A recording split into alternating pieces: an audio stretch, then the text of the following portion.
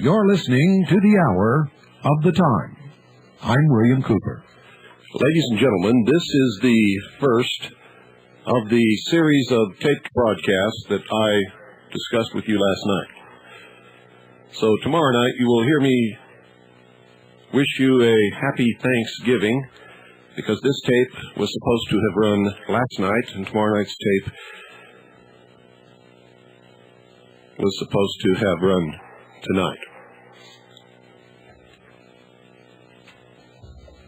Tonight I begin a series of broadcasts covering the life, the election of President John Fitzgerald Kennedy, his years in the White House, the assassination at Dealey Plaza in Dallas, Texas on November the 22nd, 1963, the Warren Commission investigation and cover-up, the years of controversy that followed, and some of the answers to some of the questions that we have all asked ourselves since that fateful day. This story will run every night on the Hour of the Time, on consecutive nights, until it is finished.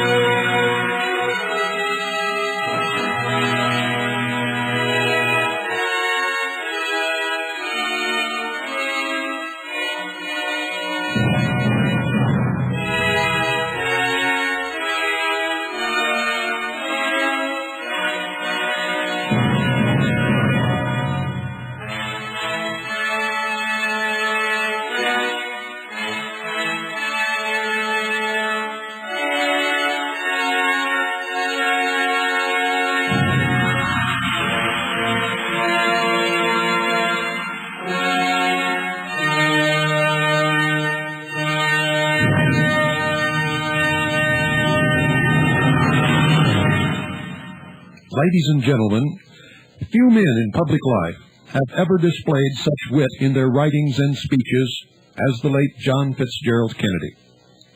This broadcast presents a collection of the very best of that famous wit. Here is the late president with his delightful humor and a selection of speeches and remarks taken from the 1960 campaign, his televised press conferences, his years in the White House. David Brinkley brings his own famous style to the narration. And when you listen to the material on this broadcast, you will recall once again that the Kennedy wit was an essential ingredient of the Kennedy personality. Adlai Stevenson expressed it best when he said this: "To hear his voice again is to bring tears and smiles together as close as they can ever be. Long ago I was struck by the mighty irony of Lincoln's words, 'With the fearful strain that is on me night and day, if I did not laugh, I should die.' Laughter could not save Lincoln from the ultimate tragedy, nor could it protect John Kennedy. There is nothing more to say, except that this broadcast leaves us with a fitting and warm portrait of a great American who enjoyed, above all, the sound of laughter." This is David Brinkley. The material in this album came from the campaign speeches, ad-lib remarks, press conferences, and formal addresses of John F. Kennedy, 35th President of the United States. All of it gives us an insight into his mind, heart, vitality, and an essential ingredient of his personality, the Kennedy wit. You will hear words from his 1960 campaign, his televised press conferences, his trips to France and Ireland. There are talks before labor unions and big business, remarks about his family and his political opponents. You will hear Mr. Kennedy before a graduating class at West Point, telling a funny story about his Secretary of Labor, and one about a Democratic senator from Florida. And here, then, is the very best of the Kennedy humor, a portrait of a man gifted with the ability to make people laugh at himself and at themselves. A picture of a president who had wit and style as few in public life ever had before. This is the Kennedy wit, and we begin with the 1960 campaign. Usually, a presidential candidate avoids appearing with his opponent in the same place at the same time. But during the 1960 campaign, candidates Kennedy and Nixon did appear together. They both accepted an invitation from New York's Cardinal Spellman to address the Alfred E. Smith Memorial Dinner at the Waldorf Astoria. In listening to this speech, you'll recall two facts from the 1960 campaign. One was the coolness between Nixon and Rockefeller, and the other was a statement made by former President Harry Truman that, as far as he was concerned, he knew exactly where all the Republicans could go. In one of the Nixon-Kennedy television debates, Nixon criticized Truman's choice of language. With that background, here's Kennedy as he spoke in New York in October 1960. Your Eminence, Cardinal Spellman, Silva, Mr. Vice President, Governor Rockefeller, Mayor Wagner, Mrs. Warner, members of the Senate, distinguished guests, ladies and gentlemen, and fellow voters. I am glad to be here.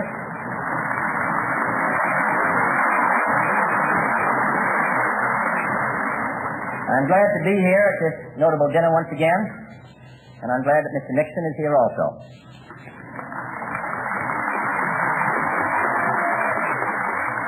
Now that Cardinal Spellman has demonstrated the proper spirit, I assume that shortly I will be invited to a Quaker dinner honoring Herbert Hoover. Cardinal Spellman is the only man so widely respected in American politics that he could bring together amicably at the same banquet table for the first time in this campaign two political leaders who are increasingly apprehensive about the November election, who have long eyed each other suspiciously, and who have disagreed so strongly, both publicly and privately, Vice President Nixon and Governor Rockefeller.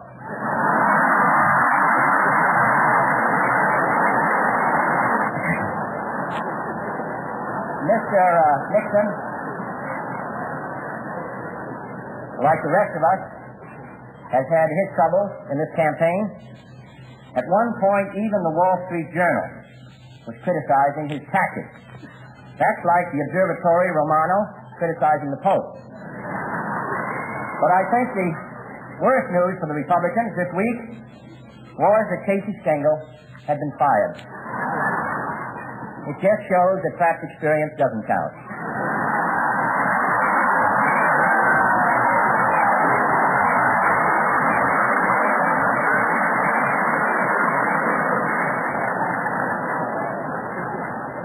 On this matter of experience, I had announced earlier this year that if successful, I would not consider campaign contributions as a substitute for experience in appointing ambassadors.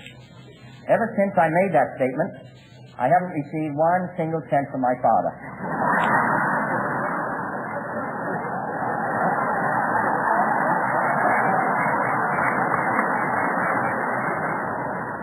One of the inspiring notes that was struck in the last debate was struck by the Vice President in his very moving statement warning the children of the nation against, and the candidates against the use of profanity by presidents and ex-presidents when they're on the stump. And I know, after 14 years in the Congress with the Vice President, that he was very sincere in his views about the use of profanity. But I am told that a prominent Republican said to him yesterday in Jacksonville, Florida, "Mr. Vice President, that was a damn fine speech." And the Vice President said, "I appreciate the compliments, but not the language." And the Republican went on, "Yes, sir, I liked it so much, but I contributed $1,000 to your campaign." And Mr. Nixon replied, "The hell you say."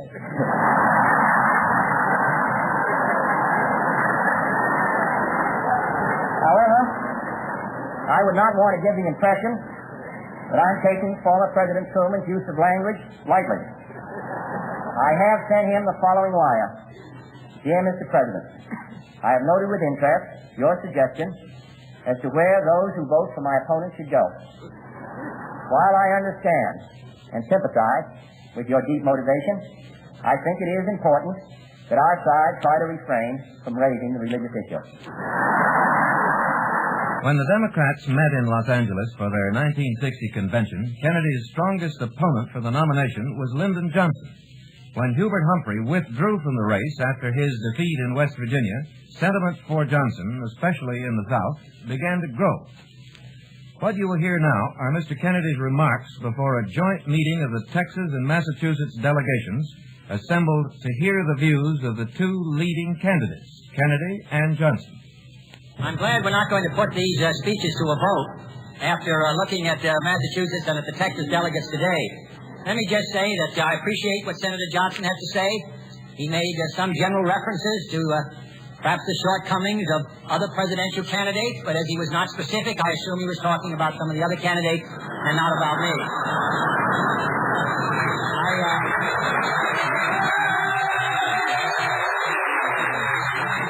I have found it extremely beneficial serving in the Senate with Senator Johnson as leader. I think if I emerge successfully in this convention, it will be the result of watching Senator Johnson proceed around the Senate for the last 8 years. I have learned the lesson well, Lyndon, and I hope it may benefit me in the next 24 hours.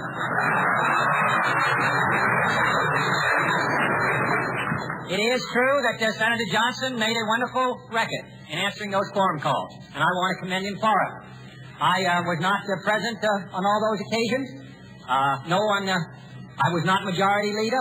As Lyndon knows, I never criticized. In fact, on every occasion, I said that I thought Senator Johnson should not enter the primaries, that his proper responsibility was as majority leader, and that if he would let Hubert, Wayne, and I settle this matter, we could come to a clear-cut decision. The Liberal Party is important in New York politics. The Democratic candidate for president usually gets the Liberal Party endorsement as well. And in September 1960, John F. Kennedy went to New York to accept it. I accept your nomination, and I am proud of it.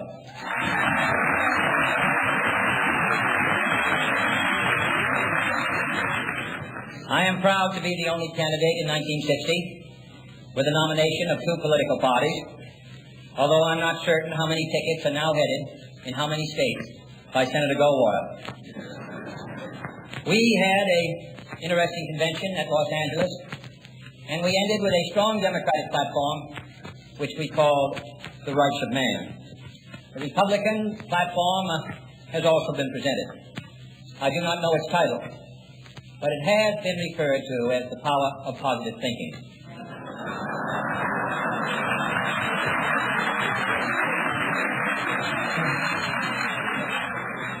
I do not regard the title of liberal as an honorary degree. I regard it as a license to preach the gospel of liberalism across this country. But I think you know why this title could be conferred on my candidacy.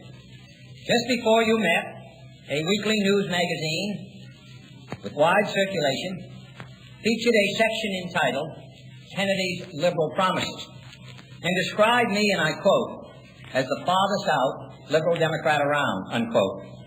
While I am not certain of the beatnik definition of farthest out, I am certain that this was not intended as a compliment. And last week, as further proof of my credentials, a noted American clergyman was quoted as saying that our society may survive in the event of my election, but it certainly won't be what it was. I would like to think he was complimenting me, but I'm not sure he was.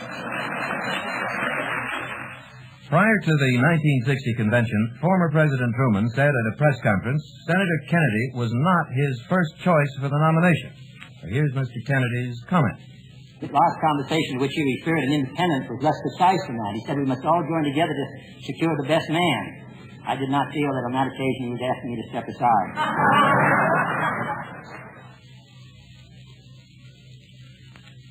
Most Americans first became aware of the Kennedy wit in his televised press conferences. It was there he displayed to the nation his quick, ready wit. Many of President Kennedy's funniest remarks were in answer to reporters' questions. Here is a selection of some of his most humorous quips gathered from his sessions with the nation's press. There's a feeling in some quarters, sir, that big business is using the stock market slump as a means of forcing you to come to terms with business. One reputable columnist, after talking to businessmen, obviously, reported this week their attitude is, now we have you where they want you. Have you seen any reflection of this attitude? I can't believe I'm where big business wants me. President, now that the U.S. image is being transmitted instantaneously overseas by a Telstar, do you think the U.S. networks should make a greater effort to do something about the vast wasteland?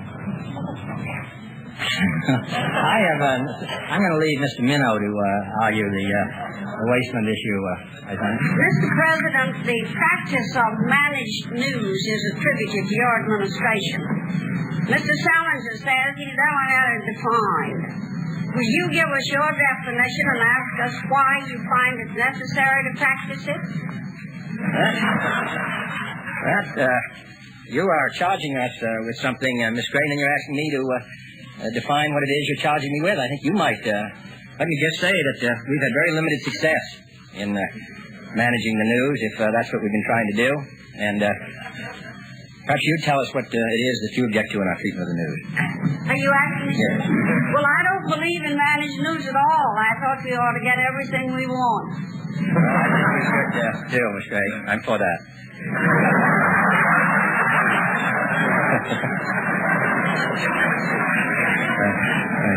Back on the subject of presidential advisors, Congressman Bering of Nevada, a Democrat, says you would do much better if you got rid of some of yours. And he names Bull, Ball, Bell, Bunch, and Sylvester.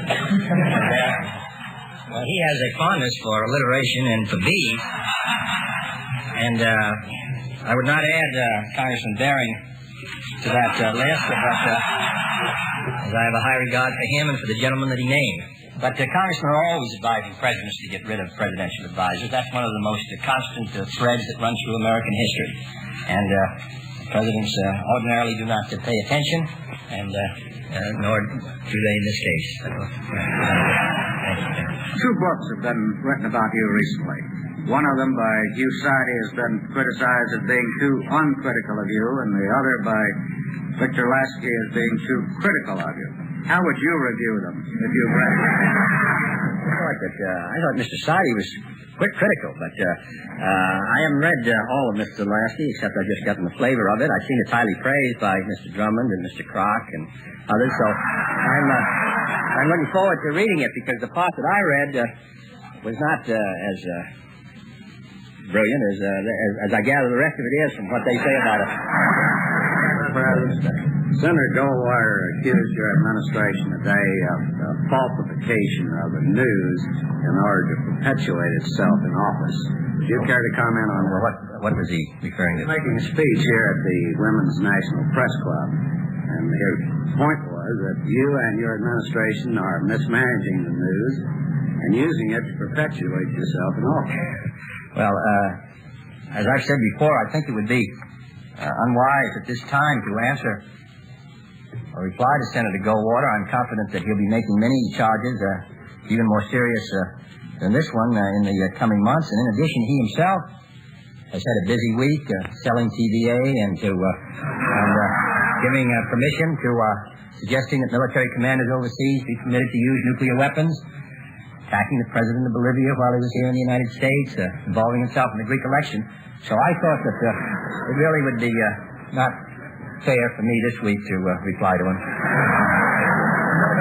President, would you give us your view of the elections Saturday and yesterday, whether they may reflect public reactions to your administration or to the part that you and Mr. Eisenhower took in them? Can this election be a political barometer? Well, I'm always reluctant to claim that what happens in one election with one set of candidates necessarily means it will happen again at a later date with a different set of candidates. But as I believe if Mr. Gonzales and Mayor Wagner and Judge Hughes had lost, that it would have been interpreted as a stunning setback for this administration. They won because they were effective candidates, but they all ran as Democrats. And I believe that it indicates that the American people believe that the candidates and parties in those areas, as well as nationally, are committed to progress, and that's what they're committed to. So I'm happy, and I suppose someday we'll lose, and then I'll have to eat those words. President, you and your wife and other members of your family have declined to go to private clubs and take part in other functions, even women's benefits in churches, where there was racial segregation. Now, I wonder if you don't think it's simply fair that the President of the United States, members of his cabinet, U.S. ambassadors, and other officers of this government should decline to speak at and participate in functions where women newspaper reporters are barred. I feel that I have many responsibilities, and the press has less. And I would think that the press should deal with that problem, and I'm sure that I think it would be most appropriate if the members of the press club had a meeting and permitted you to come and present your views to them. And I will say that as we are expected as a president to comment on everything, I will say that in my judgment, when a official visitor comes to speak to the press club, that all working reporters should be permitted in on a basis of equality. That is not a social occasion, but a working occasion. That happens to be my personal view, and the members of the press club will have to decide it in the way they want. They are entitled to have any arrangement they would want in regard, I would think, to social occasions. But I would think that when there is a official visitor here as a part of a guest of the people of the United States, and there's a meeting held, that all reporters should come on a basis of equality. But that, I'm not a member of the press club except honorary, and therefore, but I give my view as an honorary member, not as President of the United States. I guess this chimpanzee who was flying in space took off at 10:08. He reports that everything is perfect and working well.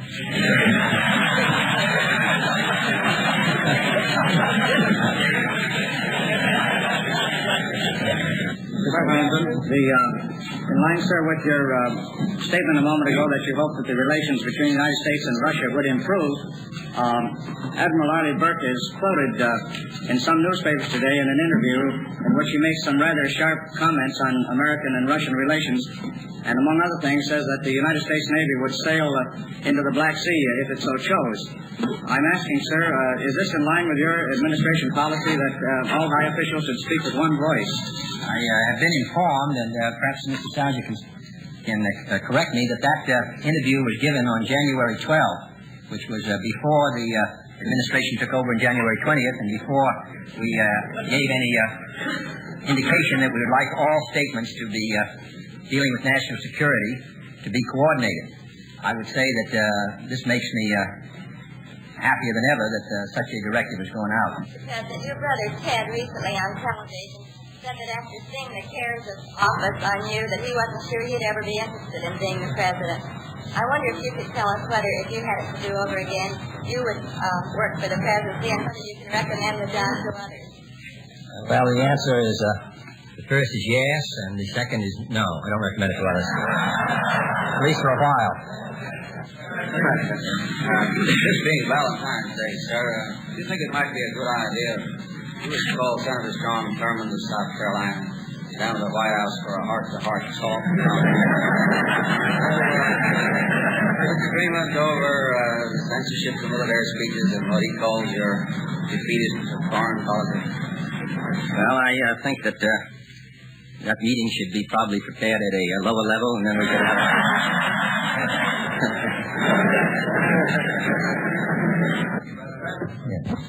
Perhaps in this connection you would comment for us on the present general as you see it.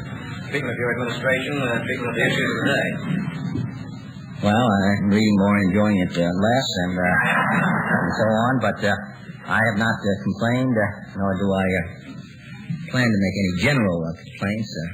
I read and talk to myself about it, but I don't plan to issue any general statement of the press. I think that they are doing their task as a critical branch for the state, and I'm attempting to do mine, and we're going to live together for a period and then go our separate ways. Mr. President, at the time of your controversy with the steel industry, you were quoted as making a rather harsh statement about businessmen. I'm sure you know which statement I have in mind. Oh, yes. You wouldn't want to identify, would you? Yes. Did I want to comment on it? Yes. Oh, well, the statement which I've seen repeated as it was repeated in one daily paper is inaccurate. It quotes my father as having expressed himself strongly to me, and in this, I quoted what he said and indicated that he had not been, as he had not been on many other occasions, wholly wrong. Now, the only thing wrong with the statement was that as it appeared in a daily paper, it indicated that he was critical of the business community. I think the phrase was all businessmen. That's obviously an error because he was a businessman himself. Mr. President, you have said, and I think more than once, that heads of government should not go to the summit to negotiate agreements, but only to approve agreements negotiated at a lower level. Now it's being said and written that you're going to eat those words and go to a summit without any agreement at a lower level.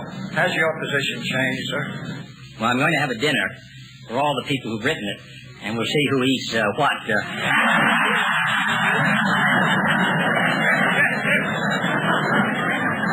President, there have been published reports that some high-placed Republican people have been making overtures to your Secretary of Defense for him to be their 1968 candidate for president. Mr. President, if you thought that Mr. McNamara were seriously considering these overtures, would you continue him in your cabinet? I have too high regard for him to launch his candidacy right now. Mr. President, in the 1960 campaign, you used to say that it was time for America to get moving again. Do you think it is moving?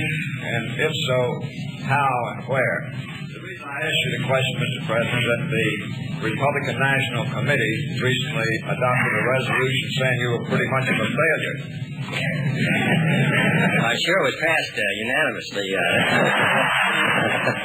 Senator Case has proposed that a watchdog committee be created to look into these... To watch the congressmen and senators? Well, that'd be fine if they feel the case. Mr. President, the Democratic platform in which you ran for election promises to work for equal rights for women, including equal pay, to wipe out job opportunity discriminations. Now, you have made efforts on behalf of others. What have you done for the women according to the promises of the platform? Well, I'm sure we haven't done enough, and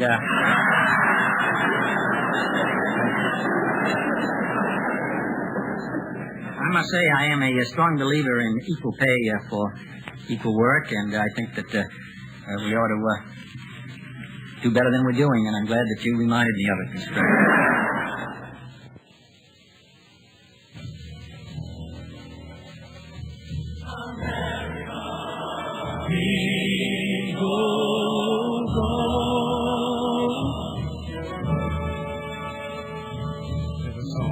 Just of a country road on a wind it comes to go, and it sings in the farms and the factory towns, and where you think there be no song at all. And the words are the words that our fathers heard as they whistle down the years. And the name of a song is the name of a dream, and it's music to our ears. America, America, and the dream goes on. America, America, and the dream goes on.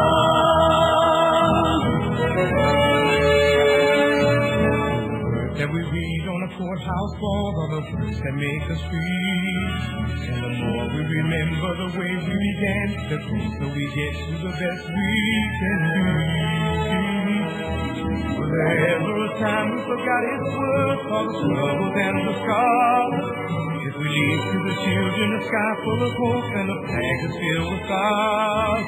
America, America, and the dream goes on.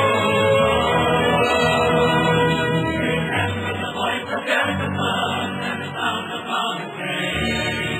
We can sing it every turn about America. If the bells to the wind and music is comes pouring up the wind. America, America.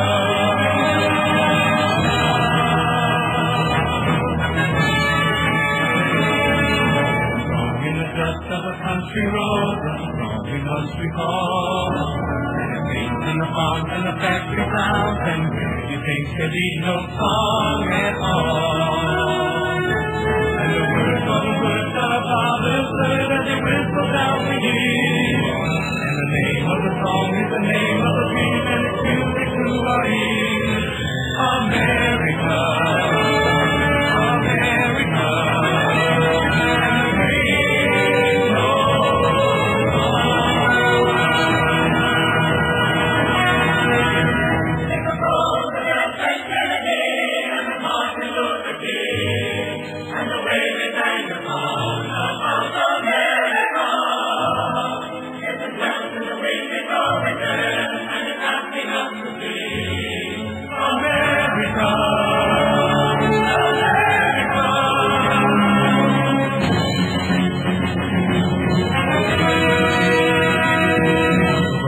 Are changing, the song's the same as it sings from sea to sea. And as long as the music is strong and clear, we know that tomorrow will always be free.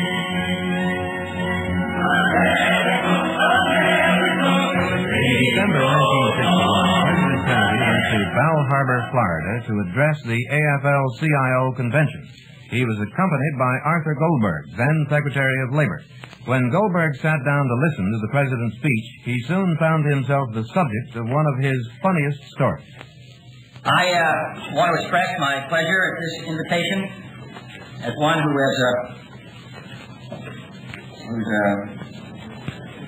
work and continuity of employment has depended in part upon the union movement. I want to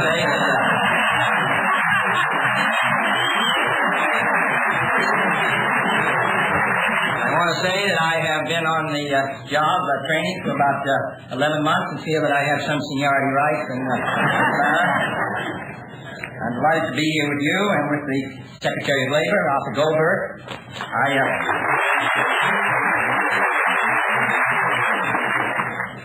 I was up in New York stressing physical fitness, and in line with that, Arthur went over with a group to Switzerland to find some of the mountains there.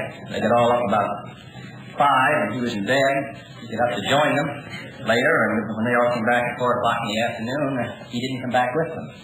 So they sent out search parties, and there was no sign that afternoon and night. Next day, the Red Cross went out. They were around going, Goldberg, Goldberg, it's the Red Cross. And this voice came down the mountain, I gave it the office.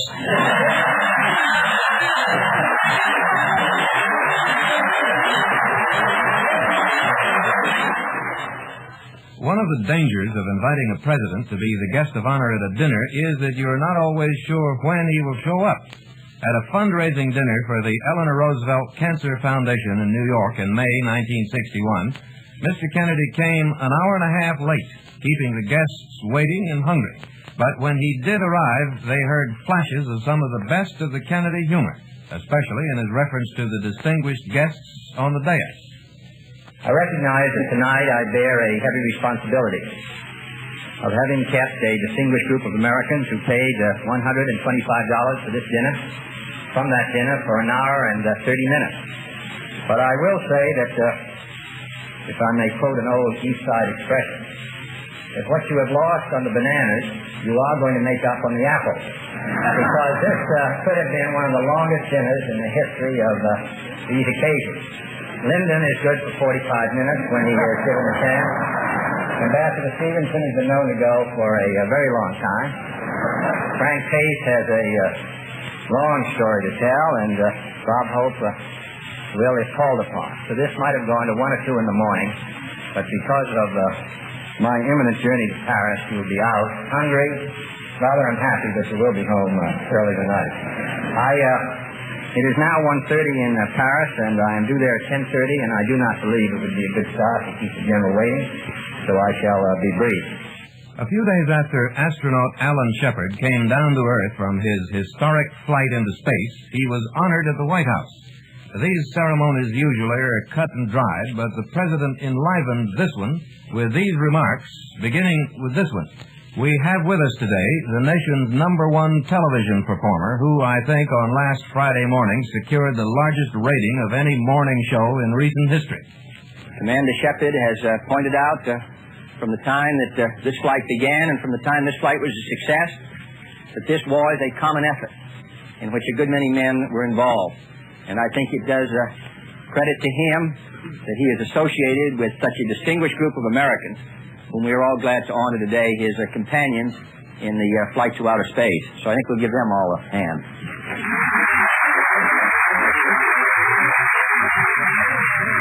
They are the tanned and healthy ones. The others are Washington employees. I also want to pay a particular tribute to some of the people who worked on this flight. Robert Gilruth, who's director of the Space Task Force Group at Langley Field. Walter Williams, the operations director of Project Mercury. The NASA deputy administrator, Dr. Hugh Dryden. Lieutenant Colonel Glenn, Jr. And, of course, Jim Webb, who's head of NASA. Most of these names are unfamiliar. If this flight had not been an overwhelming success, these names would be very familiar to everyone. Senator George Smathers of Florida was one of President Kennedy's closest friends, dating back to when they were both members of the House of Representatives.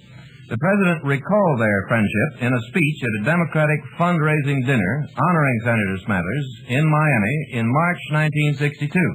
Here is the president talking about Senator Smathers. In 1952, when I was thinking about running for the United States Senate, I went to the then Senator Smathers and said, George, what do you think? He said, don't do it. Can't win. Bad idea.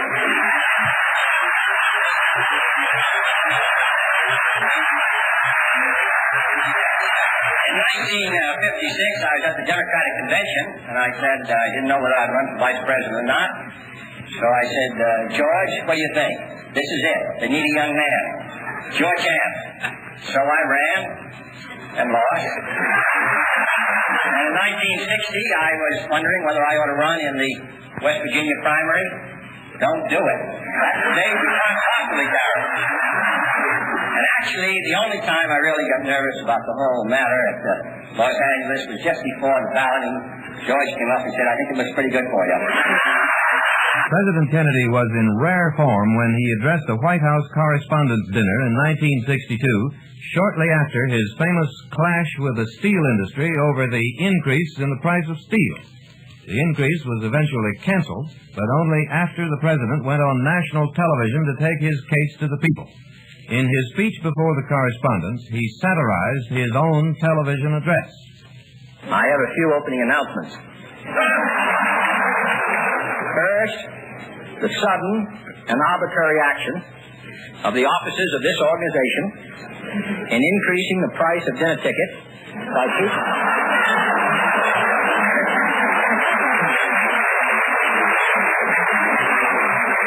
$2.50 over last year constitutes a wholly unjustifiable defiance of the public interest.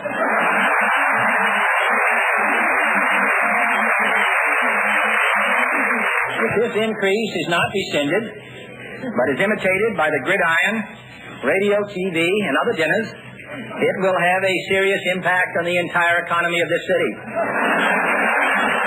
In this serious hour in our nation's history, when newsmen are awakened in the middle of the night to be given a front-page story,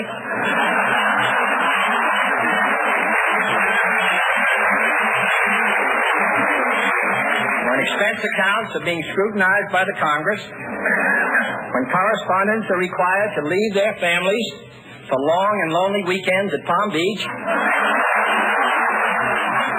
the American people will find it hard to accept this ruthless decision made by a tiny handful of executives.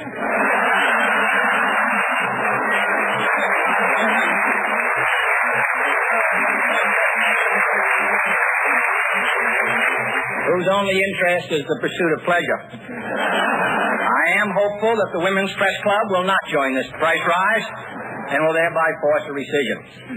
I'm sure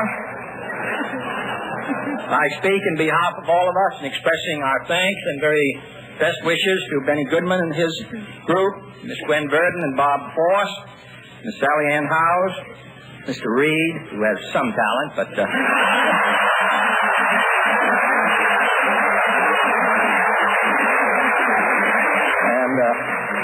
Mr. Peter Sellers. I have arranged for them to appear next week on the United States Steel Hour.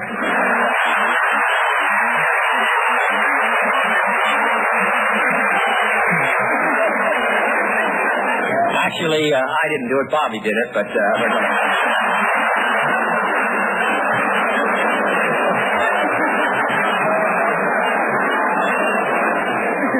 like members of Congress, I have been, during the last few days over the Easter holiday, back in touch with my constituents and seeing how they felt.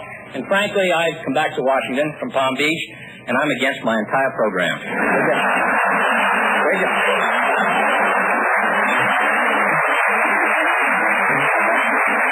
A president, if he wanted to, could spend half his time accepting honorary degrees and making commencement speeches. Mr. Kennedy was in great demand, especially in June when it was graduation time. Not every college or university was lucky enough to get him, but two that were Yale and West Point. It was not unusual for the president to address the West Point class since he was the commander-in-chief of the armed forces. Yale, however, was a different situation since John F. Kennedy was one of the more illustrious graduates of Harvard. Here are excerpts from Mr. Kennedy's speeches at Yale and West Point. It might be said now that I have the best of both worlds, a Harvard education and a Yale degree.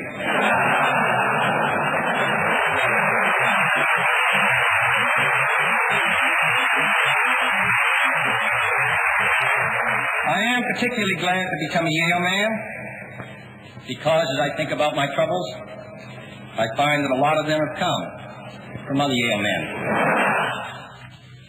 I would also like to announce at this time that as Commander-in-Chief, I'm exercising my privilege of directing the Secretary of the Army and the Superintendent of West Point to remit all existing confinements and other cadet punishments.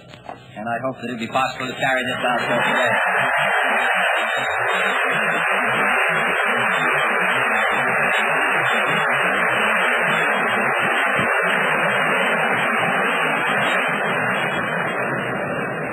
General Westmoreland was slightly pained to hear that this was impending in view of the fact that one cadet who I'm confident will someday be the head of the Army has just been remitted for 8 months and is about to be released.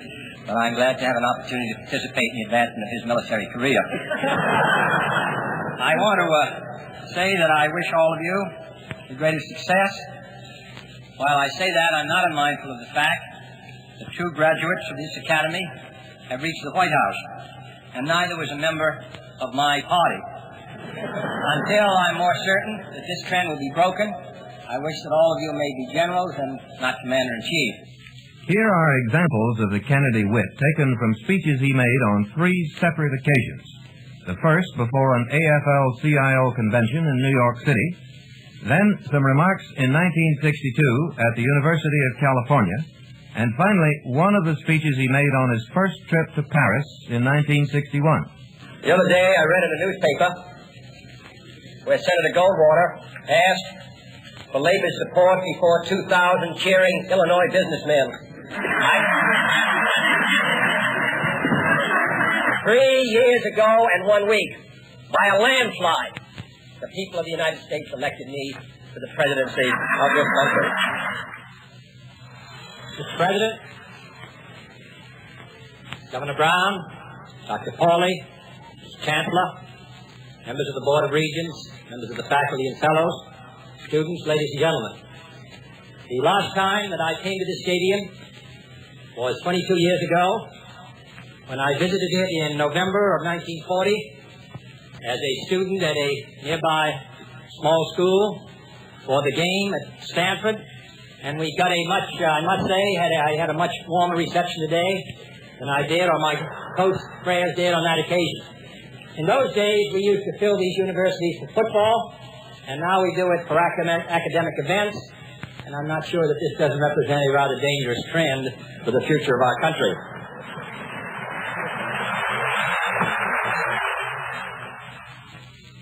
This city is no stranger to me. A Parisian designed the city of Washington, Pierre Lafosse, who laid out our broad boulevard after living here in this community. When he had finished his generous designs, he presented a bill to the Congress for $90,000. And the Congress of the United States, in one of those bursts of economic fervor, for which they are justifiably famous, awarded him the munificent sum of $3,000. Some people have been so unkind to suggest that your clothes designers have been collecting his bill ever since. One of the necessary chores for any president is to raise money for his political party. Usually, after an election, dinners are held around the country to raise money and pay the party's debts, and the president is the star attraction. After the 1960 campaign, the Democrats had no money, and President Kennedy dutifully appeared at numerous dinners to help raise some. I spoke a year ago today to take the inaugural, and I'd like to paraphrase a couple of statements I made that day by saying that we observe tonight not a celebration of freedom, but a victory of party. For we have sworn to pay off the same party debt our forebears ran out nearly a year and 3 months ago. Our deficit will not be paid off in the next 100 days, nor will it be paid off in the first 1,000 days, nor in the life of this administration, nor perhaps even in our lifetime on this planet, but let us begin.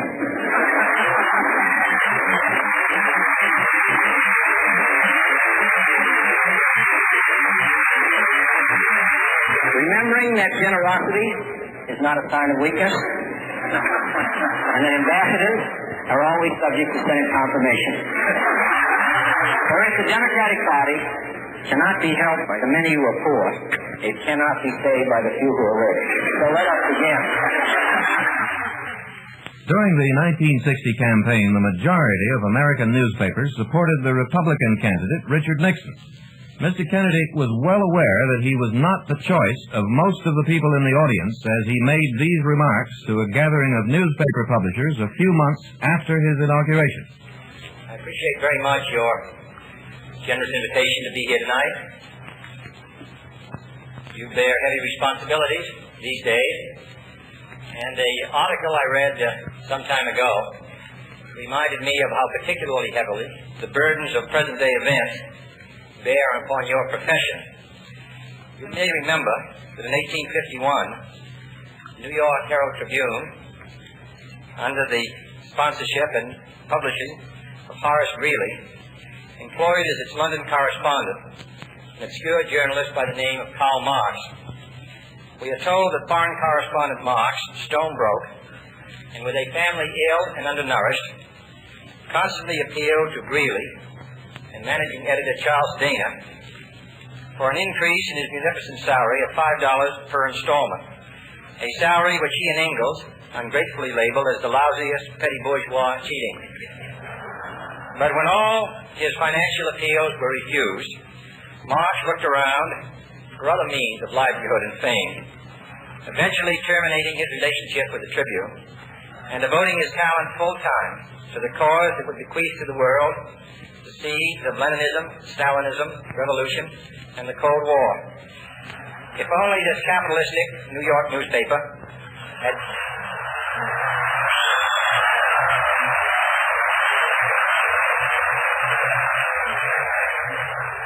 treated him more kindly, if only Marx had remained a foreign correspondent, history might have been different.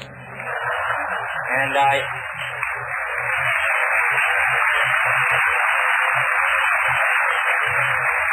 I hope all publishers will bear this lesson in mind the next time they receive a poverty-stricken appeal from a small increase in the expense account from an obscure newspaper man.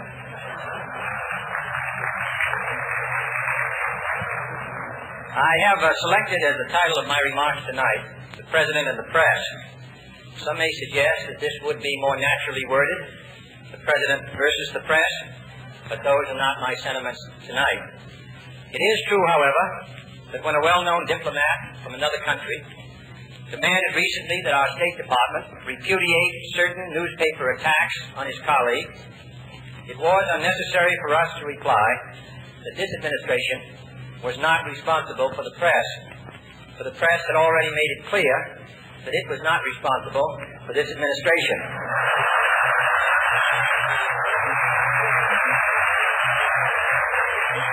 Nevertheless, my purpose here tonight is not to deliver the usual assault on the so-called one-party press. On the contrary, in recent months, I have rarely heard any complaints about political bias in the press, except from a few Republicans.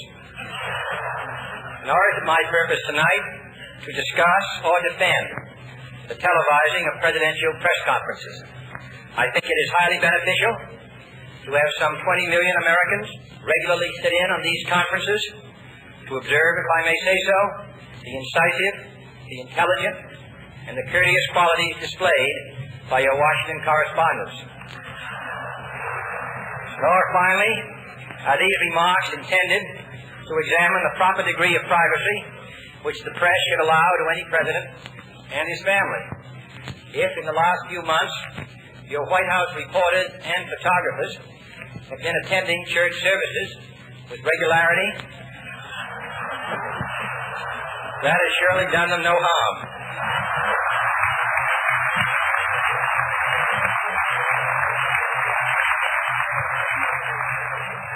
On the other hand, I realize that your staff and wire service photographers may be complaining that they do not enjoy the same green privileges, the local golf courses, which they once did.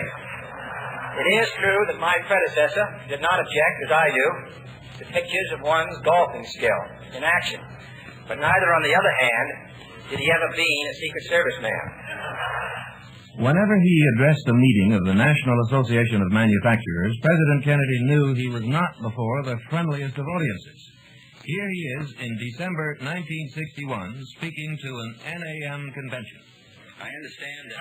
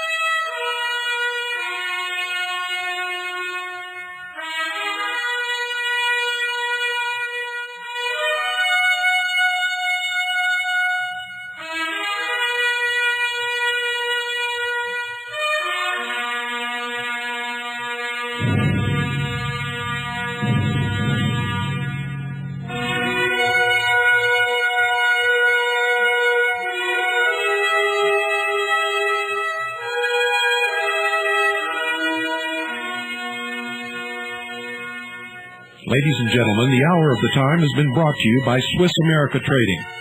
They specialize in non-reportable, non-confiscatable hard assets. We encourage you to call and thank them for sponsoring the Hour of the Time. Tell them that you're a steady listener of William Cooper, and you will receive red carpet treatment. Please call now. Don't procrastinate. 1-800-289-2646. That's 1-800-289-2646. Ask for your copy of the current Swiss America Trading newsletter. That's 1-800-289-2646. And don't miss tomorrow night's episode of Part 2 of the life, the presidency, and the assassination of President John Fitzgerald Kennedy. Good night, ladies and gentlemen, and God bless you all.